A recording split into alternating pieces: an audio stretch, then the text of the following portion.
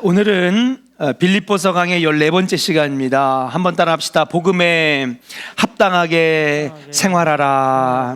네, 저희가 빌립보서 강의를 하고 있는데요, 오늘은 14번째 시간입니다. 빌립보 교인들에게 쓴 바울의 편지, 바울 서신이고요. 바울 서신 중에서 여러 가지로 나눠지는데 그 중에 바로 이 빌립보서는 옥중서신, 옥중서신이라고 말씀드릴 수 있습니다. 그러니까 감금되어 있는 옥에서 편지를 썼다, 그래서 옥중서신이라고 말씀드릴 수 있어요. 빌립보서 1장은 이렇게 구성이 되어 있습니다. 인사하죠. 나는 이방인의 사도된 바울, 그러면서 자신의 정체성을 분명하게 밝힙니다. 그래서 그 본문을 1장 1절의 그 본문을 통해서 야, 참 그리스도인이 누구냐 우리가 한번 같이 엿봤습니다. 그 다음에 빌립보 교인들에게 안부를 묻습니다. 어떻게 지내느냐? 너희들이 굉장히 어렵고 매여있고 갈등하고 어려운 가운데 있는 것을 사도 바울이 들었거든요. 사도 바울이 빌립보 교회의 어려운 소식들을 들었습니다. 유대주의, 율법주의라고 하는 이단이 들어왔습니다. 여성 지도자가 팔을 나누고 당을 나누어서 싸웁니다. 거기에 바울이 죄인의 신분으로 로마에 압송되어 끌려갔다라고 하는 소식 때문에 교회가 사분오열 어려운 가운데 있는 소식을 들었습니다. 그런데 그들을 안심시키는 거예요. 그럼에도 내가 감사한 것은, 그러면서 너희들이 하나님의 자녀로 그리스도에 합당한 사람들로 바로 설 것을 내가 믿기 때문에 내가 감사한다. 하나님께서 너희를 사용하실 것을 내가 믿기 때문에 감사한다. 그러면서 사도 바울이 어떻게 감사할 수 있는지 신앙인의 감사의 이유를 사도 바울의 빌립보의 안부를 통해서 우리가 함께 같이 엿봤습니다. 그러니까 우리가 그냥 편지로 읽으면 편지인 거예요. 그러나 이것을 복음이라고 여기고 말씀을 파고 들어가 보니까 참 은혜로운 복음의 비밀들이 담겨져 있다. 그러면서 자신을 걱정하지 말라고 얘기합니다. 나의 상황이 오히려 복음의 진전을 가져왔다는 거예요. 아무것도 못할 줄 알았는데, 끌려가서 재판만 받다 끝날 줄 알았는데 오히려 나를 지켜주는 시위대가 있어서 나를 음해하는 자, 나를 암살하는 자들로부터 지켜주니까 감사하고, 시위대들에게 2년 3년 동안 계속 복음 증거해서 40명이나 넘는 시위대들이 예수를 영접해서, 그들이 또 담대한 군인이다 보니까는요, 예수를 딱 만나니까 무서움 없이 그냥 막 너무 열심히 로마의 많은 사람들에게 복음을 전하게 됐다는 거예요. 내가 밖을 나갈 수는 없지만은 그들이 나의 거처에 들어와서, 나의 전셋집, 가택 연금되어 있는 이 집에 들어와서 정말 하나님의 복음의 비밀을 알고자 하니까 그들에게 날마다 아침부터 밤까지 열심히 말씀을 가르쳤어요. 그래서 그들이 이제 나가가지고 교회를 세우고요, 영혼을 구원하고 전도하여서 오히려 지금 나의 매여있는 이 상황이 복음을 증거할 수 있는 놀라운 역사로 나타나는 것을 보면서 내가 어떻게 기뻐하지 않을 수 있느냐, 걱정하지 말아라. 이것이 바로 하나님의 은혜다. 사랑하는 교회 성도 여러분, 하나님은요, 우리가 생각하는 상식을 뛰어넘어서 역사하시는 분인 줄로 믿습니다. 그래서 저는요, 우리 하나님을 이렇게 부르고 싶어요. 따라합시다. 반전의 하나님. 반전의 하나님. 요즘에 드라마나 영화에서 이게 없으면 흥행할 수가 없어요. 뭐예요? 반전이 없으면 흥행할 수 없어요. 알고 봤더니 사랑하는 여자가 옛날에 헤어졌던 이복 동생이야. 반전이잖아요, 그죠? 뭐 이런 반전이 있어야지. 근데 이보다 더 큰 반전이 없는 거예요. 야, 다 끝났어.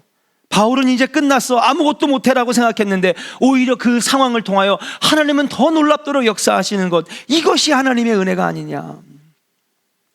그러면서 내가 감옥에 갇혀 있어도 기쁘고, 혹시 내가 자유의 몸이 되어도 기쁘고. 왜요? 자유의 몸이 되면 너희들과 함께 복음을 전하고 하나님 나라를 세울 수 있으니 그것도 기쁜 것이고, 혹시 내가 여기에서 빠져나가지 못해도 이 로마인들에게 복음을 전할 수 있으니 그것도 감사고 기쁨이고, 혹여나 내가 재판이 잘못되어서 내가 참수를 당한다 할지라도, 그래서 내가 죽는 목숨이 된다 하더라도 천국에 가서 누구와 함께 있으니? 예수 그리스도와 함께 있으니 그것 또한 감사한 것 아니겠느냐. 그러면서 빌립보서 1장을 통하여 빌립보 교인들에게 안부와 인사와 안심시키는 것과, 그러면서도 바울이 그들에게 정말 하나님의 은혜가 어떤 것인지를 알려주는 부분이 바로 빌립보서 1장이라고 말씀드릴 수 있어요.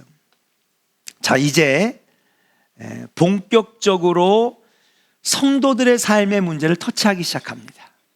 1절 말미는 앞으로 2장, 3장, 4장에 이어서 어떻게 우리 그리스도인들이 살아갈 거냐, 빌립보 교인들은 어떻게 살아갈 거냐, 삶의 문제를 터치하는 거예요.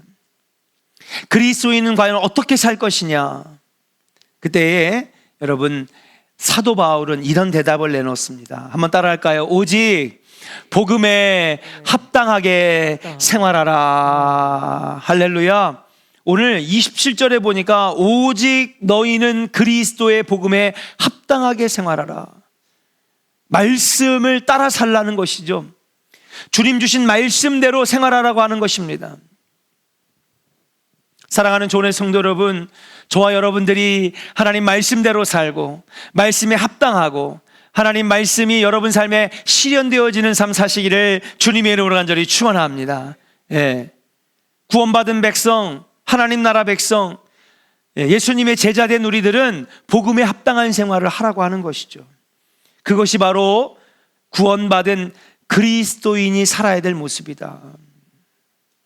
근데 이 표현은요, 빌립보 교인들에게 아주 큰 울림으로 다가왔습니다. 오늘 이제 새벽에 했던 내용들인데, 뭐냐, 오직 복음에 합당하게 생활하라 라고 하는 이 표현은 바로 빌립보 교인들이 정말 잘 사용하는 표현 중에 하나였던 거예요. 그들이 가장 좋아했던 표현이 뭐냐면, 따라합시다. 로마의 시민답게 살아라. 이런 거죠. 로마의 시민답게 살아라. 이 말을 가장 좋아했습니다. 왜 좋아했냐면요, 여러분, 빌립보는요 유럽의 맨 끝에 도시입니다. 빌립보에서 그리스가 끝나고 그 다음부터는 터키, 소아시아, 중동 지역으로 이어지는데, 로마에서 가장 중요한 군사기지이기도 하고 군사도시이기도 하고, 오늘 새벽에 말씀드린 것처럼 로마에 오랫동안 군대에 몸담았던 군인들이 퇴역하면 여기에 땅을 일부러 주는 거예요. 은퇴하고 거기 가서 땅을 일구고 살고요. 그러니까 여러분, 정현원 권사님 땅이 있으세요? 권사님 명의로 땅이 있어요? 있으신 것 같은데. 박삼민 권사님 땅이 있어요? 없어요. 자, 근데 권사님한테 괜찮은 땅 10만 평을 준대. 내려갈 거 안 내려갈 거예요? 내려간대잖아요. 연금도 나오는 거예요. 군인이 됐어요. 그리고 나서 야, 저기 빌립보라고 하는 좋은 도시가 있는데 거기에 내가 10만 평을 줄 테니 은퇴하고 거기 가서 살아. 그러니까 퇴역한 군인들이 막 몰려 내려오는 거예요. 와가지고요, 와가지고 또 뭐 자기네들이 일곱겠습니까? 노예를 데리고 부리면서 농장도 하고요, 밭도 가꾸고요, 뭐 여러 가지 심기도 하고요. 엄청난 부를 쌓는 거죠. 그래서 순수 로마 시민들이 많았어요. 특별히 누가 많았느냐? 군인들이 많았어요. 안 그래도 군사도시거든요.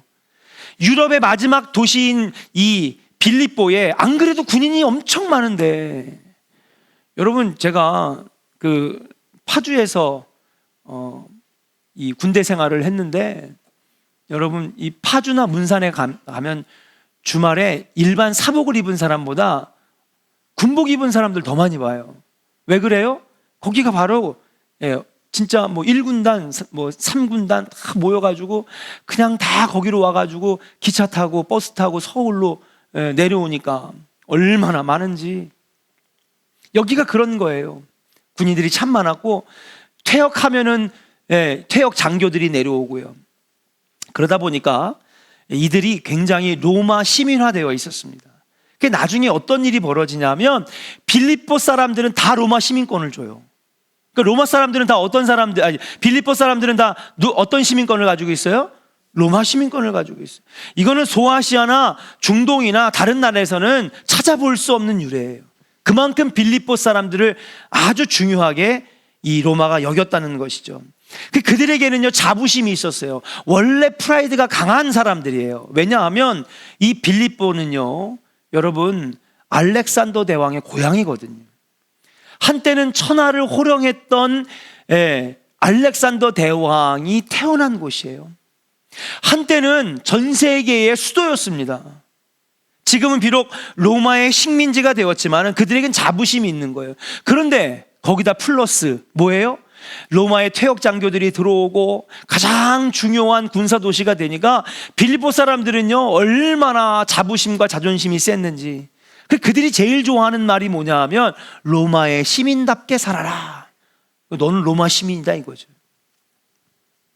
이거를 사도 바울이 역이용해서 표현한 거예요. 뭐라고 하느냐? 복음에 합당하게 살아라. 그리스도인답게 살아라. 자, 우리는 어디 시민? 천국 시민이잖아요. 우리 역사에게 한번 축복합시다. 당신은 천국 시민입니다. 아멘. 아멘입니까? 아멘. 네. 우리는 국적이 두 개예요. 대한민국이랑 어디예요? 천국 시민권자.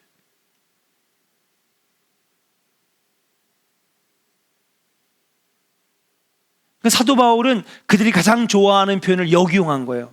야, 로마 시민답게 살아라 라고 하는 그 표현을 역이용해서 그리스도인답게 살아라, 천국 시민답게 살아라, 하늘나라 백성답게 살아라.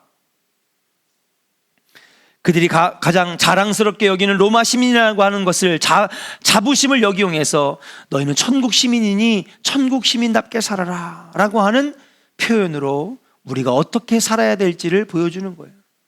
사랑하는 조원의 성도 여러분, 복음에 합당한 삶이란 무엇입니까? 천국 시민답게 사는 거예요. 그리스도의 자녀답게 사는 거예요. 모모답게 사는 거예요. 여러분, 모모다운 삶 살기를 주의 이름으로 간절히 축원합니다. 네. 그러니까 여러분, 우리가 맨날 우리끼리만 사니까 이게 이게 안 생기는 거예요. 근데 여러분들이 해외를 나가 보세요. 여러분, 몸가짐이 달라진다니까요. 박상현 권사님 해외 같이 많이 나갔죠? 가보니까 어때요? 애국심도 생기고요. 진짜 삼성 글씨, 영어 글씨만 옆에 딱 전광판에만 떠도요, 갑자기 막 손 얹고 애국가 부르고 싶다니까요. 가면은요, 조심하는 거예요. 왜? 아, 내가 대한민국 사람이지. 혹시 그들 앞에서 부끄러운 행동을 했다 그러면요, 곤니찌와 이렇게 하시면 돼요. 웃지도 않으시네. 예. 그만큼 다른 데 나가면은요, 내가 대한민국 사람답게, 예. 그 아침에도 싱가포르 얘기를 했어요. 싱가포르는요, 너무 청결한 도시예요. 그러다 보니까 우리 청년들하고도 싱가포르를 여러 번 갔지만은, 껌을 살 수도 없고 소지할 수도 없어요. 말레이시아에서 지하철 타고 오는데 만약에 주머니에서 껌을 그냥 넣고 그리고 나서 이제 기차로 넘어온다. 근데 미처 이걸 버리지 못했어. 소지하고 있는 것만으로 경찰서에 끌려갑니다. 근데 껌을 씹다가 걸리잖아요. 아니면 침을 뱉다가 걸리면 여러분 곤장을 맞는 거예요. 아니, 조선시대도 아닌데 무슨 곤장을 맞습니까? 곤장을 맞는 거예요. 그들이 전 세계 어디를 나가든지요, 싱가포르 국민이라고 하는 것을 자랑스럽게 여겨서 가장 깨끗하고 청결하게 행동하는 사람들이 싱가포르 사람들이래요. 근데 여러분, 싱가포르 사람들이 어디 사람들인지 아십니까? 중국인들이에요. 네. 싱가포르 사람들은 무슨 코가 크고 그 다음에 다 눈이 파란 그런 사람들이 아니라 싱가포르의 85%는 중국 사람들이에요. 그리고 나머지 한 20%는 말레이시아인들이고요. 그런데 제가 이거 인터넷에 나가는 거니까 비하하는 발언은 아니지만 똑같은 중국인이거든요. 그런데 이 본토에 사는 사람들은 그렇지 않아요. 청결하지 않는 거예요. 싱가포르 사람들 같지 않은 거예요. 그러니까 어딜 가든지 내가 어느 나라인인가가 너무 중요한 거예요. 똑같은 화교고 똑같은 중국인이고 똑같은 본토 사람인데도 불구하고 똑같은 차이니즈인데도 나는 싱가포르 사람이니까 어딜 가든지 침도 뱉지 않고요, 새치기도 하지 않고요, 큰 소리로 떠들지도 않고요, 고성방가하지도 않고요, 노상방뇨하지 않고요. 왜? 싱가포르인이니까. 똑같은 차이니즈인데도. 너무 중요한 거죠. 우리도 마찬가지라는 것입니다. 우리가 어디에 있든지 어떻게 살든지 어떤 모습으로 살아야 되냐? 천국 시민답게, 예수님의 제자답게, 그리스도인으로서 그렇게 살아가야 하는 것이 바로 우리가 앞으로 남은 삶을 어떻게 살아야 하는 것인지에 대한 대답이라고 하는 거예요. 사랑하는 조은의 성도 여러분, 우리가 천국 가는 그날까지 복음에 합당한 삶, 천국 시민답게 사는 우리 조은의 성도들 되시기를 주의 이름으로 간절히 축원합니다. 자, 그렇다면 사도 바울의 그러면 천국 시민답게 사는 것이 뭐냐, 복음에 합당하게 사는 것이 뭐냐, 함께 알아볼 텐데 첫 번째 한번 따라합시다. 한 마음으로 서는 것입니다. 27절 같이 한번 읽어볼까요? 27절 같이 읽겠습니다. 시작. 오직 너희는 그리스도의 복음에 합당하게 생활하라. 이는 내가 너희에게 가보나 떠나 있으나 너희가 한 마음으로 서서 한 뜻으로 복음의 신앙을 위하여 협력하는 것과. 할렐루야. 아멘. 그리스도의 복음에 합당하게 생활하라. 복음에 합당하게 천국의 시민답게 그리스도인답게 생활하라 라는 것입니다. 그러면서 이어서 그것이 어떤 삶이냐라고 했을 때에 27절 후반부에 보니까 너희가 한 마음으로 서서 그랬습니다. 한 마음, 따라합시다. 한 마음으로 서서. 이게 첫 번째입니다. 한 마음으로 서서라고 하는 말은 당시에 헬라어로 쓰여진 군사용어입니다. 군사용어. 우리가 평상시에 여러분 안 쓰는 군대 용어가 있죠. 한결아 열중셔.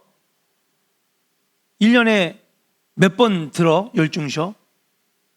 안 듣지? 그치? 박삼희 권사님 1년 살면서 365일 동안 열중셔 들어본 적이 있어요? 한 번도 해본 적도 누구한테 들어본 적도 없죠. 근데 여러분 군대에서는 매일 들어요. 차렷, 열중셔.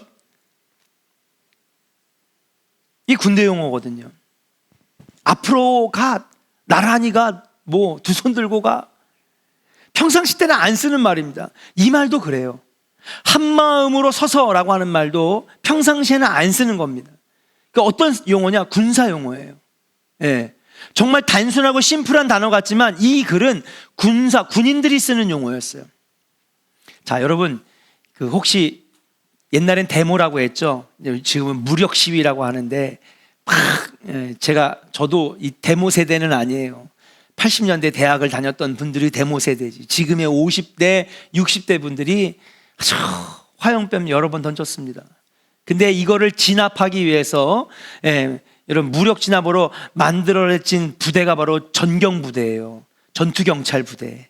얘네들이 자주 하는 훈련이 있습니다. 뭔지 아십니까?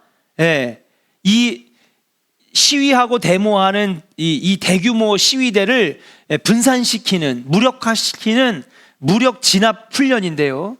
이들이 하는 게 뭐냐 하면 요즘엔 이거 훈련을 잘 안 하더라고요.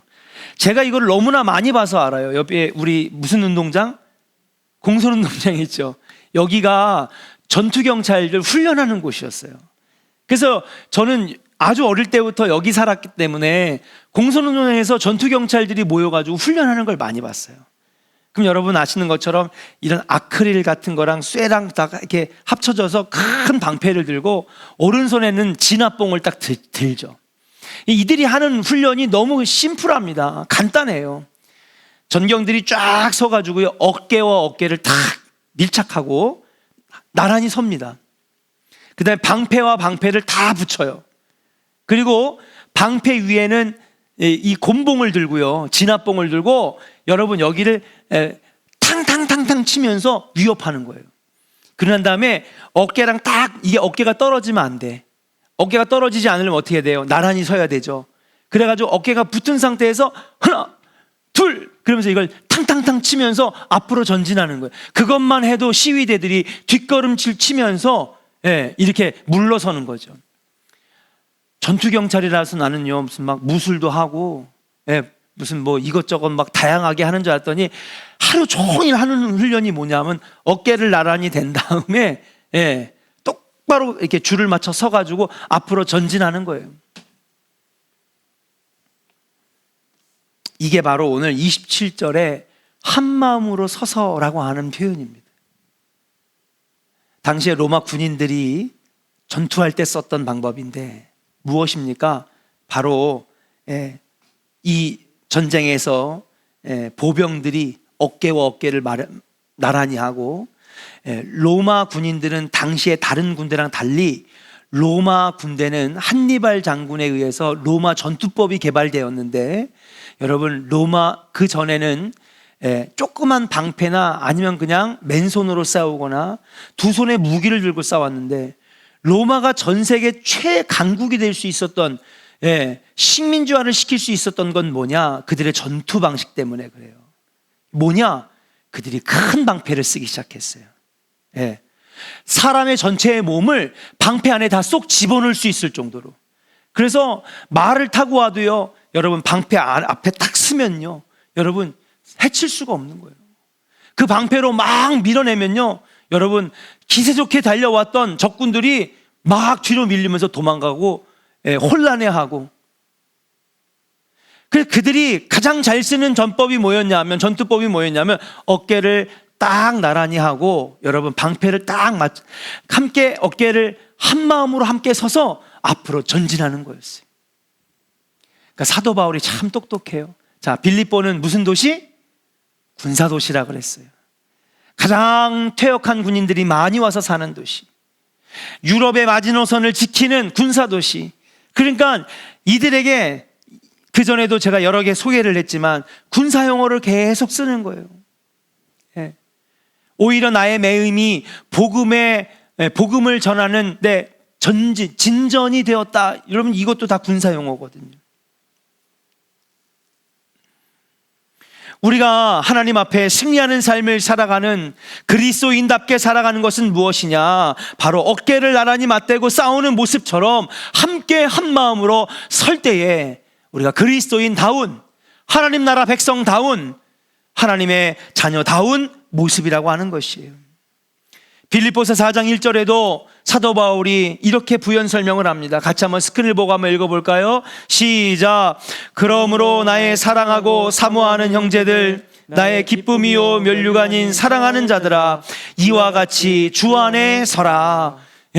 예수님과 어깨를 맞닿고 예수님과 함께 서서 함께 앞으로 전진해 나가라고 하는 거예요. 하나님 나라 시민다운 삶은 예수와 함께 서는 것입니다. 천국 시민다운 삶은 교회의 머리가 되시는 예수님의 몸인 교회 공동체가 한 마음으로 서는 것입니다. 누구를 대항하여 서는 것입니까? 데모하는 사람들입니까? 아니면 전쟁하는 적군입니까? 아닙니다. 복음을 대적하고 하나님 나라를 무너뜨리려고 하는 이 세상의 악한 사탄과 악한 영들에게 대적하여 함께 서는 거예요. 그런데 왜 교회가 이즘에 힘을 잃고 영적으로 무너지는가? 여러분, 우리가 싸워야 될 상대는 저 악한 영들인데 교회 안에서 싸우고 있으니까 교회가 힘을 잃는 거지. 교회 공동체가 함께 서는 것입니다. 성도와 성도가 한 마음으로 서는 것입니다. 함께 어깨를 맞대고 한 발짝 한 발짝 천천히 나가지만은 함께 나아갈 때에 여러분 우리가 복음에 합당한 승리하는 삶을 살 수 있다라고 하는 사실이죠. 그래서 사도 바울은 에베소서 6장 10절과 17절에 이렇게 말씀하고 있어요. 같이 한번 우리 고백해 봅시다. 10절부터 17절까지 쭉 한번 고백해 볼까요? 시작. 끝으로 너희가 주 안에서와 그 힘의 능력으로 강건하여지고 마귀의 관계를 능히 대적하기 위하여 하나님의 전신 갑주를 입으라. 우리의 싸움은 혈과 육을 상대하는 것이 아니요 통치자들과 권세들과 이 어둠의 세상 주관자들과 하늘에 있는 악의 영들을 상대함이라. 그러므로 하나님의 전신갑주를 취하라. 이는 악한 날에 너희가 능히 대적하고 모든 일을 행한 후에 서기 위함이라. 뭐라고요?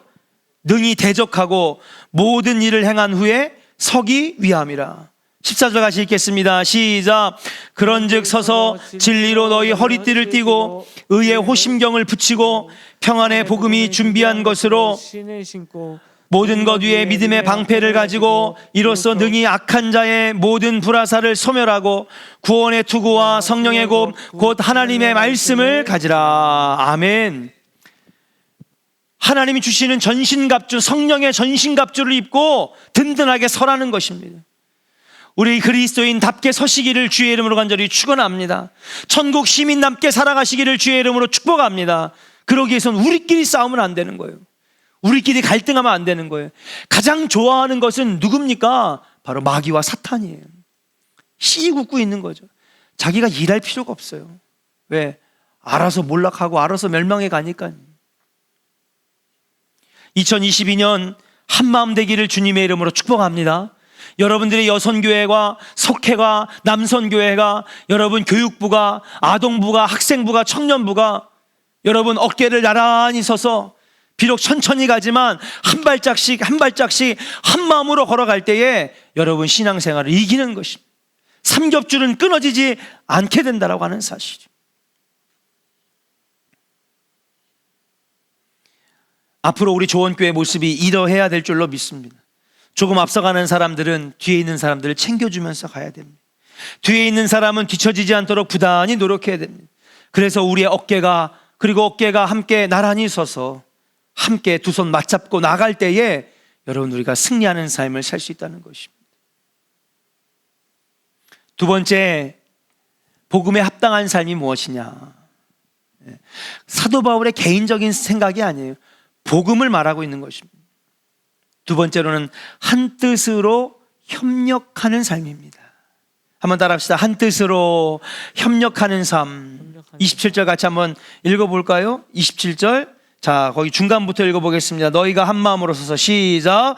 너희가 한 마음으로 서서 한 뜻으로 복음의 신앙을 위하여 협력하는 것과 아멘. 복음의 신앙을 위하여 협력하다. 여러분 이거는 스포츠 용어인데요. 예, 스포츠에서 많이 쓰이는 겁니다. 협력하다. 예. 이거는 함께 경기하다, 한 팀으로 싸우다. 그래서 제가 지금 방금 전에 올라오기 전에 막 쇼트트랙 경기를 하나 봐요. 그 중에서 계주 경기를 하나 봐요. 여러분 계주 경기 여러분 제일 중요한 게 뭘까요? 개인 기량이 뛰어나야지 잘하는 걸까요? 아니죠. 한 마음으로, 그렇죠. 함께 협력할 때에. 그래서 지난번에도 우리가 한번 넘어져서 실격을 당했지만 보세요. 이만큼 차이가 나는데도요 막 쫓아가더니 어디서 여러분 순위가 갑자기 확 바뀌어요? 그죠. 뒤에서 엉덩이를 확 밀어줄 때. 예, 그게 합이 안 맞고 협력이 안 되면요 여러분 지난번처럼 미끄러지고 넘어지더라. 그런데 이것을 뒤에서 정말 아주 100% 힘이 싹 가해져 가지고 앞에 있는 사람을 확 밀잖아요. 여러분 그 순간에 갑자기 2명, 3명을 확 제치면서 1위로 딱 올라서더라고요. 이게 뭐예요? 협력하니까 되는 거거든요. 예. 마음이 하나가 되지 않으면 안 되는 것입니다. 혼자 하는 것이 아니라는 것이죠. 하나의 팀을 이루어 투쟁하는 것입니다. 한 마음이 되어서 함께 이동하고 함께 걸어가고 함께 싸우는 것, 이것이 바로 협력하다라고 하는 헬라어예요. 사도 바울은 지금 이 용어를 쓰고 있는 거예요. 그리스도인답게 살아가는 게 뭐냐? 천국 시민답게 살아가는 것이 뭐냐? 물론 사도 바울은 지금 개인적인 신앙생활을 얼마든지 얘기할 수 있어요. 그렇죠? 기도 많이 해라, 성령 충만해라. 예. 우리가 이 뒤에서도 분명히 사도 바울이 그런 부분들을 다룹니다. 예. 천국 시민다운 거, 그리스도다운 거, 구원받은 백성다운 거, 정말 여러 가지 조건들이 있죠. 예. 그래서 기도해라, 매일 기도해라, 하루에 말씀을 열심히 읽어라, 주님 가르쳐 주신 말씀대로 살아라, 예. 십계명을 지켜라, 예. 영적 생활을 해라, 묵상해라, 예배를 빠지지 말아라, 주일 성수 잘해라, 여러 가지 그리스도인다운 삶을 얼마든지 얘기할 수 있는데 사도 바울이 이런 얘기를 하는 이유가 어디 있을까요? 그렇죠. 빌립보 교회가 심각하게 싸우고 무너지고 사분오열됐기 때문에 사도 바울은 특별히 교회 차원에서 그리스도인다운 게 뭐냐, 천국 시민다운 게 뭐냐, 주먹질하고 싸움질하고 멱살잡이하고 서로 비방하고 욕하고, 야, 저 사람 그렇대, 비방하는 그런 모습, 그건 천국 시민다운 게 아니야.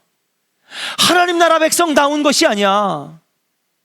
어깨를 나란히 대고 함께 구원의 투구와 믿음의 방패를 대고 성령의 검으로 비록 천천히는 가지만 한 발짝씩 한 발짝씩 움직이면서 마귀와 사탄, 우리를 대적하는 악한 영들을 무찌르면서 나가는 거, 그게 천국 시민다운 거지.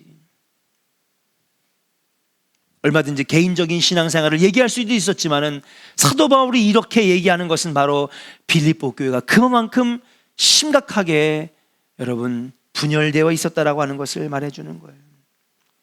사랑하는 여러분, 이 말씀은 우리에게 참 중요합니다. 우리의 씨름은, 우리의 싸움은 혈과 육이 아니라 했어요. 우리의 싸움은 누구와 하는 것입니까? 악한 마귀와 사탄, 악한 영들과 대적하는 싸움입니다. 영적 전쟁에서 우리가 서로 협력하지 못하면 악한 영들의 공격을 이겨낼 수가 없는 거예요. 여러분, 지금 옆에 있는 여러분들의 신앙의 동료, 함께하는 성도들이 여러분들의 큰 힘이 될 줄로 믿습니다. 어려울 때 기도해 주시기 바랍니다. 외로울 때 여러분 위로가 되어 주시길 바랍니다. 한 뜻으로 움직일 때에 여러분 영적 생활도 승리할 수 있는 거예요. 담임 목사도 영적으로 침체될 수 있습니다. 장로님들도 영적으로 고난과 어려움을 당할 수 있습니다. 아무리 내 믿음이 좋다, 자신한다 할지라도 언젠가는 신앙의 위기를 겪게 마련입니다. 그때 어떻게 이겨낼 수 있습니까?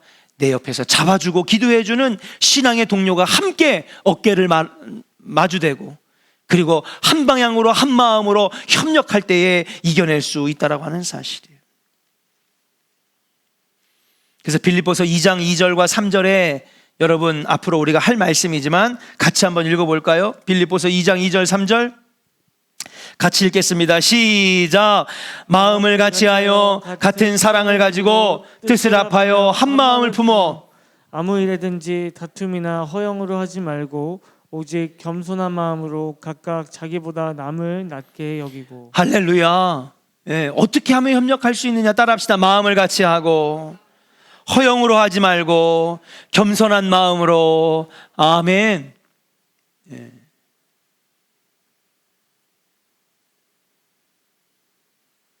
내가 너보다 더 우월해, 내가 너보다 더 잘났어. 여러분, 교회에서 그런 거 하면 안 되는 거예요.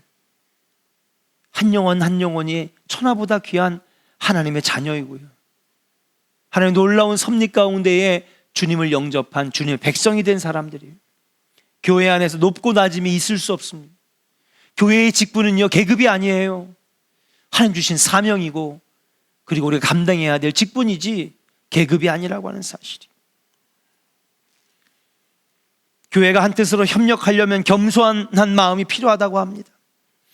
그리스도의 마음이라고 말씀하셨어요. 겸손한 마음을 품을 때 우리가 여러분 협력할 수 있는 것입니다. 우리 2022년에는 함께 협력해서 선교하고, 협력해서 전도하고, 협력해서 교회를 더 부흥시켜 나가는 우리 조원의 성도들 되기를 주의 이름으로 간절히 축원합니다. 마지막입니다. 한번 따라합시다. 고난도 은혜임을 아는 것입니다. 고난도 은혜임을 아는 것이다. 복음에 합당한 삶은 무엇이냐? 고난도 은혜임을 알고 감당하는 것입니다. 사도 바울이 1장에서 가장 강조했던 것이 뭐냐면, 내가 지금 당하는 고난이 아니야. 이 고난 때문에 복음이 증거될 수 있고, 하나님 나라가 세워질 수 있고, 영혼들이 생명을 얻을 수 있다면 그것이 내게는 감사고 기쁨이야. 고난도 은혜임을 사도 바울은 깨달았다라고 하는 사실이. 그래서 29절에 복음에 합당한 삶이 무엇이냐? 세 번째로 사도 바울은 얘기하고 있는데 29절을 함께 같이 읽겠습니다. 시작. 그리스도를 위하여 너희에게 은혜를 주신 것은 다만 그를 믿을 뿐 아니라 또한 그를 위하여 고난도 받게 하려 하심이라. 할렐루야. 이것을 조금 원문에 가깝게 해석하면 이렇게 얘기할 수 있어요. 왜냐하면 여러분들에게 그리스도를 믿는 은혜만 주어진 것이 아니라 그를 위해서 고난받은 은혜도 주어졌기 때문입니다. 이게 원어에 더 가까운 해석이에요. 여러분들에게 그리스도를 믿는 은혜만 주어진 게 아니라는 거예요. 예수를 믿었으니까 은혜만 받는 것만이 특권이고 권리는 아니라는 거죠. 그러니까 여러분, 우리가 예수 믿고 구원의 은혜를 받았잖아요. 그렇죠? 때로는 주님이 물질의 복도 주시고요, 건강의 복도 주시고요, 암도 낫게 하시고 불치병도 낫게 하시고 잃었던 건강도 회복하게 하시고. 예수 믿었으니까 은혜도 받고 축복도 받고 하늘의 복도 받는 거, 여러분, 우리가 권리만 누리는 건 아니라는 거죠. 예수를 믿었기 때문에 모두 같이 받는다? 고난도 함께 받는 거라는 거예요. 이런 표현이 사도 바울의 편지에 많이 나옵니다. 오늘 이 29장 29절의 표현도 바로 그 표현이라고 말씀드릴 수 있어요. 그러니까 너희들이 예수를 믿고 구원받았으니까 축복도 받고 구원도 받고 은혜도 받고 많은 복을 누리는 것도 있지만 예수를 믿었기 때문에 고난도 받게 된다. 이걸 잊지 말라는 것이죠. 그렇잖아요. 여러분, 우리가 대한민국 국민이 되면 특권을 누리잖아요. 그죠? 예. 전 세계에서 어쨌거나 대한민국 의료보험이 최고입니다. 저는 미국에 있을 때 병원을 가볼 엄두를 못 냈어요. 갈 수도 없죠, 여러분. 앰뷸런스 한 번 탔을 뿐인데 400만 원이 나오더라고요. 예. 앰뷸런스 한 번 타가지고 응급실 들어갔는데 청구서를 보니까 4,000불이니까 한 우리나라 돈으로 한 450만 원 나오더라고요. 청구서가 날라오더라고요. 못 가요, 병원. 우리가 대한민국 국민이 되니까 여러 가지 누리는 게 있어요. 그렇죠? 우리가 막 맨날 정부도 욕하고 나라도 맨날 막 한숨 쉬고 그러지만은 대한민국 국민이 때문에 누리는 권리가 있습니다. 반대로 또 모두 해야 돼요? 의무도 해야 되죠. 예. 세금 너무 힘들어요. 그죠? 세금 내는 거. 그다음 우리 남자도 국방의 의무도 해야 되고요, 납세 의무도 해야 되고요, 지켜야 돼. 법과 질서를 지켜야 되는 거. 마찬가지. 우리가 하나님 나라 시민이 됐으면, 너희가 천국 시민이 됐으면 구원도 받고 은혜도 받고 축복도 받고 수많은 복을 누리는 것도 너희들이 누려야 될 권리지만은, 그러나 천국 시민이 되었다면 너희들이 고난도 함께 받는 것을 잊지 말라라고 하는 것입니다. 자, 그렇다면 여기서의 고난은 뭘까요? 여러분, 우리가 분명히 알고 넘어가야 돼요. 여기서의 고난은 뭐냐 하면 우리의 실수나 잘못으로 인하여 받는 고통이 아니에요. 무슨 말인지 아시겠어요? 내 개인적인 잘못이나 실수 때문에 얻게 되는 고통이 그건 고난이 아니라, 여기서 받는 예수 믿기 때문에 얻는 고난은 그런 고난이 아니에요. 목사님, 제가 몸이 너무 아파요, 고통스러워요. 이거는 예수 믿기 때문에 받는 고난이 아니에요. 그냥 아픈 거지. 그냥 아픈 거지. 여기서 말하는 고난은 뭐냐? 예수 믿는 것 때문에 받는 고난이에요. 자신의 연약함 때문에 받는 감정적인 상처를 의미하는 게 아닙니다. 여기서의 고난은 그리스도를 위하여 받는 고난이에요. 여러분들에게 이 고난이 있습니까? 여러분, 그 고난을 받는 사람들은 정말 복 있는 사람인 줄로 믿습니다. 근데 여러분, 우리는 이 고난을요 다 피해 가잖아요. 직장에 가서는 예수 믿는 거 숨기잖아요. 남들 밥 먹을 때 기도 안 하고 그냥 밥 먹잖아요. 교회 다니는 거 안 드러내려고. 그러면 그런 소리도 안 들어요. 그리스도를 위하여 받는 고난, 멸시, 천대, 우리 안 하잖아요. 그럼 이건 고난이 아닌 거예요. 여기서 말하는 고난은 우리는 하나도 안 받는 거예요. 예수 믿기 때문에 권리만 누리겠다는 거예요. 고난은 아무것도 없는 거예요. 근데 그거는 복음에 합당한 삶이 아니래. 천국 시민다운 삶이 아니래요. 어저께 제가 동문회 감사 때문에 평택에 갔는데, 평택에 선배님 교회에 가가지고 뭐 여러 가지 임원회의도 하고 감사도 받고. 근데 이 목사님은 개척교회를 늦은 나이에 하셔가지고 지금도 교회가 크게 자리 잡지는 못했습니다. 그래도 자립교회가 되었고, 그러면서 이분이 하시는 목회 가운데 제일 중요한 건 그 버스킹이라고 하죠. 사람들이 제일 많이 다니는 그 교차로에서, 교회 근처 교차로에서 홀로 매일마다 보면대에다가 악보를 놓고 기타를 들고 나가서 성도가 함께하면 같이 하고, 성도가 안 오면 자기 혼자 찬양을 그렇게 부르시는 거예요. 전도지를 나눠주고, 앞에 이렇게 도와주는 사람들이 있으면 여러 가지 이렇게 물품들을 받아다가 선물 꾸러미를 드리고 전도지와 함께 이렇게 선물도 하고. 근데 이분이 그렇게 지금 한 7년째 365일 매일 전도를 하신대요.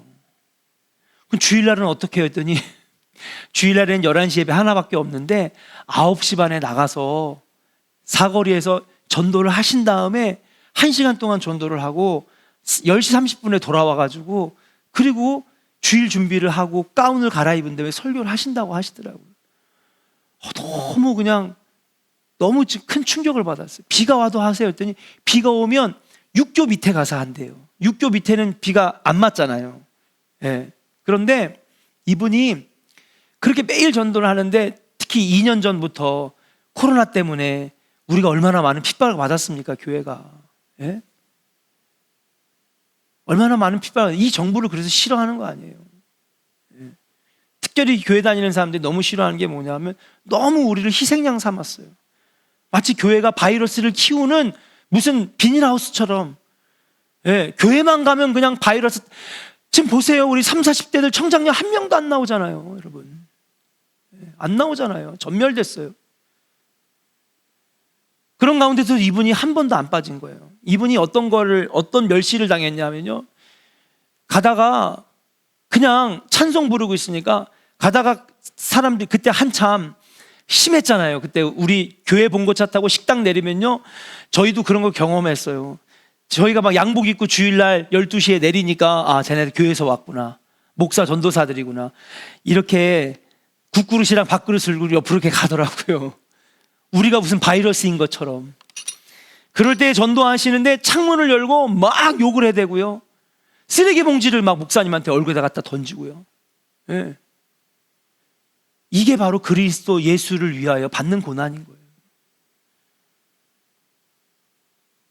예수 때문에 받는 고난. 시어머니, 시아버지, 어머니, 아버지 다 예수 안 믿는데 난 예수 믿고 구원받았어. 명절 때만 가면 욕을 먹고, 우리는 대대로 불교 집안인데 너는 왜 그러냐, 너 때문에 집안이 부정 탔다, 아들 사업 안 되는 것도 너 때문에, 자식 대학 못 가는 것도 교회 다니는 너 때문에, 집안일이 잘 안 풀리는 것도 너만 교회 안 다니면 되는데 네가 교회 다녀가지고 다 우리 집안 이 모양 이 꼴 됐다고 온갖 멸시를 다 당하면서도 남편한테 찢긴 성경이 20권이 넘고 문전박대를 당하면 쫓겨났던, 그렇게 예수 믿었던 사람들, 그게 바로 그리스도를 위하여 받는 고난이라고 하는 거예요. 내가 잘못해가지고 받는 고난, 그건 고난이 아닌 거예요. 예수를 위하여 받는 고난은 아닌 거예요. 너무 목사님 앞에서 내가 숙연해지더라고요.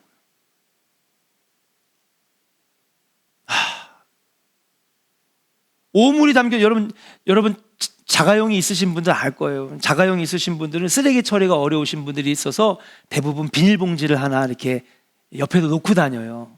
왜냐하면 옆에다 집어넣으면 너무 차가 지저분해지니까 차 안에서 뭐 마시거나 먹거나 쓰레기가 발생되면 비닐봉지에 이렇게 하나씩 넣었다가 잘 담아서 버리잖아요.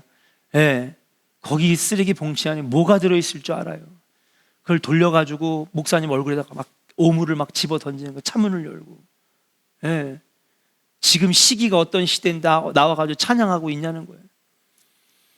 그 쓰레기를 맞아가면서 하루도 안 빼놓고 1시간씩 찬송 전도를 하고 노방 전도를 했다는 그 모습을 얘기를 들으면서, 아, 이게 진짜 예수 때문에 받는 고난이구나. 그리스도 때문에 손해볼 것을 감수해야 하는 것, 예수 때문에 마땅히 누릴 수 있는 권리를 포기해야 하는 것, 억울한 순간에도 하고 싶은 말 다 하지 못할 때가 있고, 편안함과 안락함을 뒤로하고 직장에서 가정에서 고난을 감수해야 될 때가 있는 것입니다.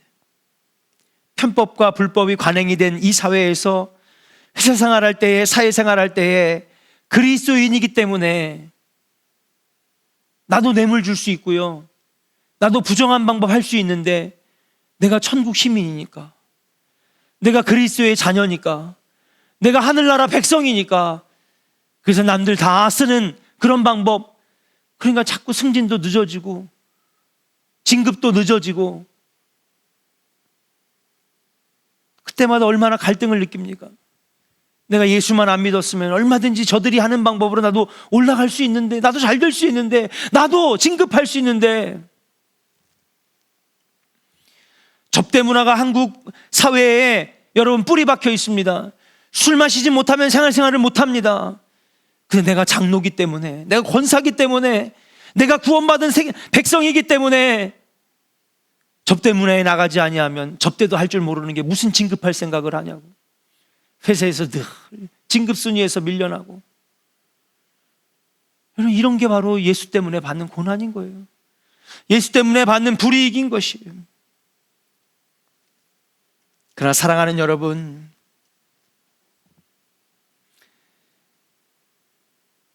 이 천국 시민 되어 받는 고난, 예수 때문에 받는 고난이 여러분들에게 있다면 여러분 진짜 복 있는 사람인 줄로 믿습니다.